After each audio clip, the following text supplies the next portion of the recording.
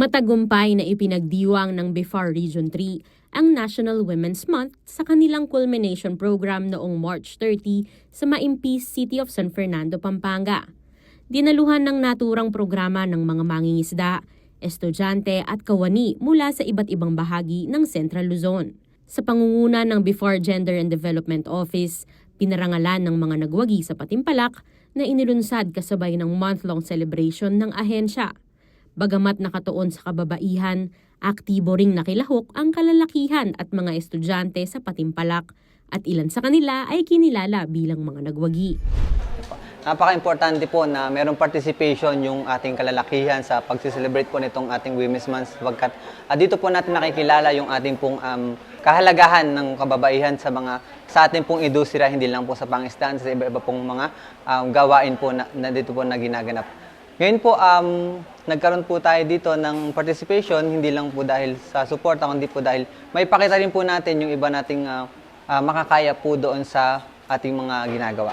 Samantala, hinikayat naman ni Sherilyn Vergara, isang babaeng mangingisda, ang kapwa niya kababaihan na manatiling matatag at huwag sumuko sa kabila ng mga pagsubok sa buhay.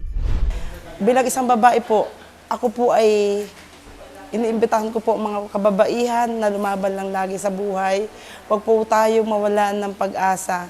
Kung ano man po yung mga dumadating sa atin sa pagsubok sa buhay, laban lang po tayo at lahat ng problema masasolusyonan po natin. Ganyan po, ang babae po ay talagang palaban. Huwag po tayo susuko sa buhay. Nagpasalamat naman ang mga organizer sa patuloy na pakikiisa at suporta ng mga kalahok at stakeholders na naging bahagi ng selebrasyon. Sa mga nakikiisa po sa ating programa ngayong buwan ng Women's Month po, so kami po sa BIFAR 3 ay nagpapasalamat sa pagdalo po ng ating mga participants ngayon at sa atin pong mga kalahok na itinalaga naming mga champion at hindi lang po para sa lahat din po ng ating dito po sa ahensya at sa ating pong mga fisher folk.